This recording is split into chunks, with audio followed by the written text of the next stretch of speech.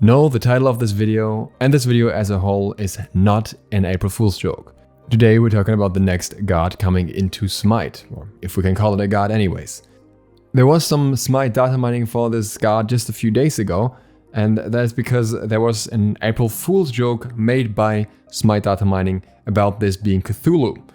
But the information that this god could be Cthulhu wasn't completely out of nowhere, and from what we can see so far, it really seems like the god is going to be Cthulhu.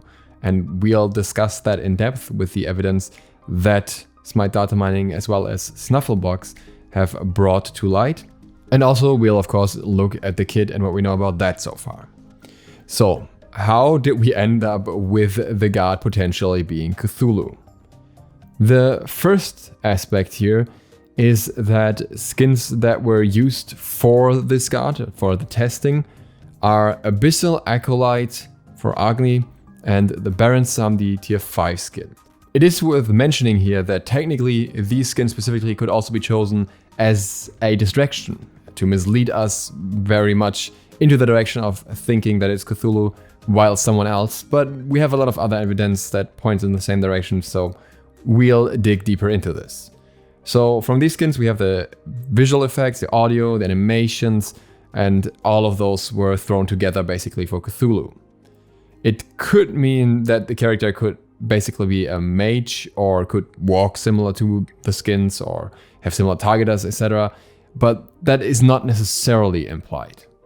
Both of these skins obviously have tentacles as well as many visual effects that are purple and purple design as well, which are very fitting for Cthulhu. SMITE Datamining also points out that two of these skins, these abyssal skins, the Abyssal Acolyte Agni and the Abyssal Executioner Chark skin, were both released around summer 2018. The Destroyer God, as he was called then, was meant to be released in 2019, so these skins could have been early teasers for Cthulhu, being kind of like the thing that hints at him. And there is actually very good evidence of that being the case and that being the reason, which I guess we overlooked for a long time. There is actually a message in Agni's skin as well as in the Chark skin's ultimate.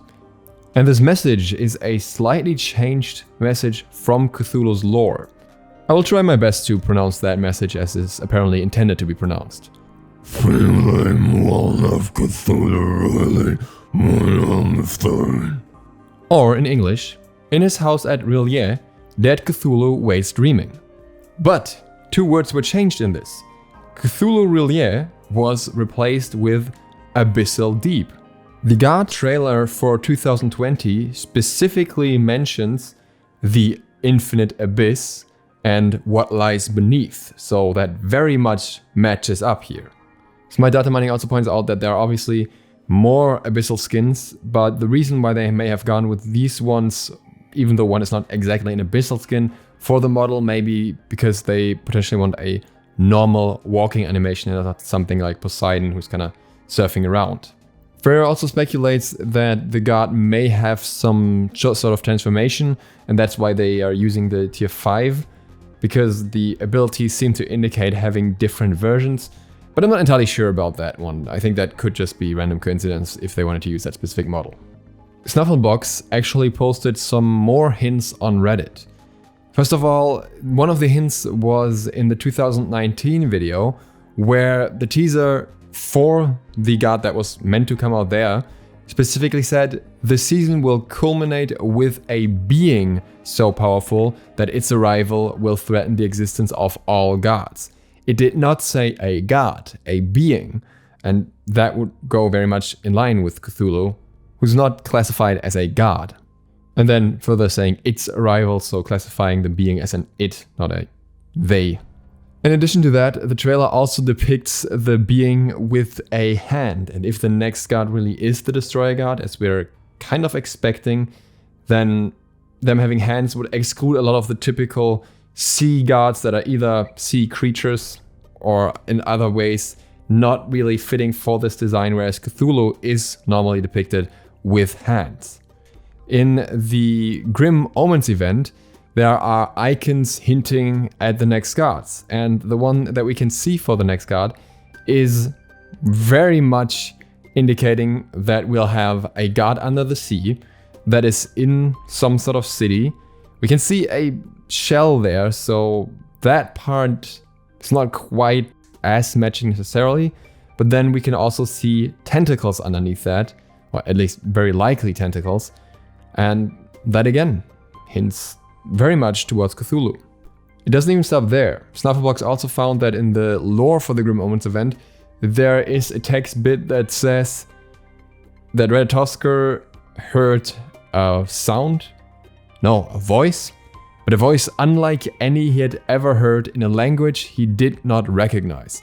And that would again fit very much with the Lovecraftian, well, I can't say pantheon, but theme. And then, last but not least, a few update shows ago, Ajax was wearing Cthulhu socks as well. Could this all still be random coincidence or misdirection? Of course, we have no way to check that yet, but it seems rather unlikely. I heard a claim somewhere that there were supposedly 2 different themes for the next god as well, like 2 completely different pantheon themes. That was apparently or supposedly stated by Ajax somewhere. I was trying to find that, I couldn't find it anywhere, so unless somebody can link me that, I will assume that that part was incorrect. But outside of all that, what will the new character even do? We have a little bit of information about the abilities. It's not all that much yet, but we can get a bit of an idea. So there's some general information that's not attached to anything, which says the damage type is death and the damage type is fade out. Given that that doesn't really fit into the norms of our current damage types, the only thing that I could imagine is that one is somehow tied to an execute, or that it's simply an edgier way of saying true damage. The character will also have some kind of different states. It is apparently or likely not stances, but different states in which the character can work. The passive has stacks. Further, the passive also does something with auto attacks, either gaining stacks or gaining some additional effects. Depthzy will also have 2 abilities for each of his abilities. Ferreo does not think that these are different stances, but rather some kind of evolution, maybe similar to Mulan, or some changing state. The reason for this is that the ability B always seems to be the evolved or changed version of ability A. The first ability, version A, is a projectile. It has an enemy debuff, a targeter with particles, and has a different effect depending on the stacks from the passive and or the state of Depthzy. Now, it might be that the state is tied to the stacks as well, so we can't say exactly how this works together. For the version B, we only know that it is a projectile. Ability number 2, version A, as the first note, Subdevice. Pulse Fire. It's a deployable, it has a deployable. And this combined could mean multiple things. It could be that you can deploy something that then fires in pulses, similar to old Vulcan's kit, for example, or that the ability works as a pulse and deploys something with each pulse. Version B, again, has a deployable mesh, but it also has a knockback and a shockwave. And these things to me sound like it's really a deployable of some sort that pulses out, and then when it's evolved, when it's stronger, it will also knock back enemies, which would be huge if you have a pulsing knockback in an area of some sort. The third ability has wave effects and a deployable mesh as well.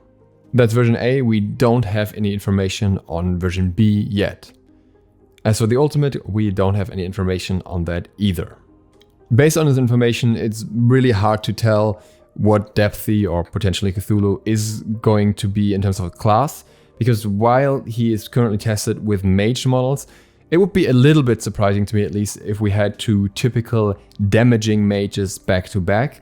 I could, for example, see him being a guardian as well, and that would kind of fit more with the threat from the depth being some huge monster and having the CC in this kit as well. I feel like if it was a squishy mage and the survivability was not there, that would be a little bit weird. Obviously, a warrior would work as well in that regard, but I'm not sure if the abilities from what they sound like so far would fit with that, or if it was a warrior, it might be a very atypical warrior. And that's all the info we have for now. When we have more, I will of course update you. So if you're new to the channel and you wanna be notified for upcoming data mining as well as other SMITE information, feel free to click the sub button and maybe the bell. It really helps me out. Thank you very much for watching, and I hope to see you for the next one soon. ZiSotto, out.